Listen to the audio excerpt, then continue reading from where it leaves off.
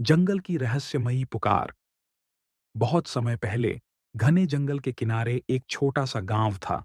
गांव के लोग मानते थे कि जंगल के भीतर कोई रहस्यमयी शक्ति छुपी है, लेकिन कोई भी जंगल के गहरे हिस्से में जाने की हिम्मत नहीं करता था। एक दिन आरव, एक जिज्ञासु और बहादुर लड़का, जंगल के किनारे खेलते हुए एक अनोखी आवाज सुनता है।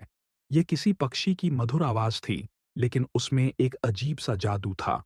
आवाज उसकी आत्मा तक पहुंच रही थी। आरव अपने दोस्त मयंक और काव्या के साथ उस आवाज के पीछे जंगल में चला जाता है। जैसे जैसे वे आगे बढ़ते हैं, जंगल का वातावरण बदलने लगता है। पेड़ चमकने लगते हैं, हवा में मीठी खुशबू फैल जाती है और जमीन पर चमकते हुए निशान दिखाई देने लगते हैं। आखिरकार वे एक विशाल और प्राचीन वृक्ष के पास पहुंचते हैं।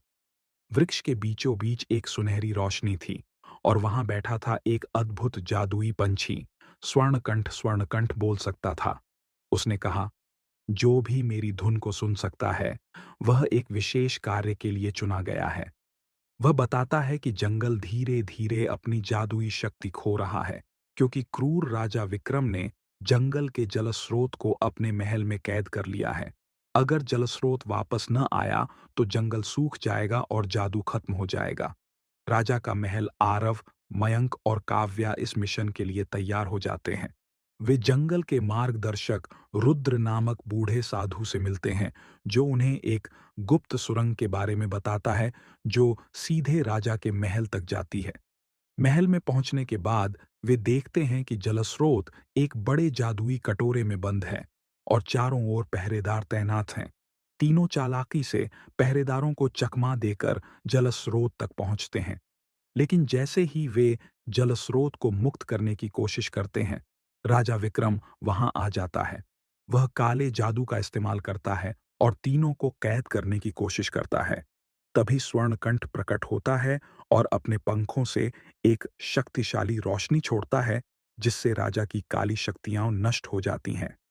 आरव और उसके दोस्त जलस्रोत को मुक्त कर देते हैं और जंगल की जादुई शक्ति लौट आती है।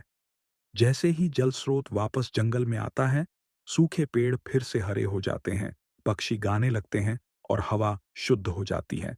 स्वर्णकंठ आरव, मयंक और काव्या को धन्यवाद देता है और कहता है, अब तुम जंगल के संरक्षक हो। इसके बाद स्वर्णकंठ उड़कर आसमान में गायब हो जाता है और उसकी सुनहरी चमक चारों ओर फैल जाती है।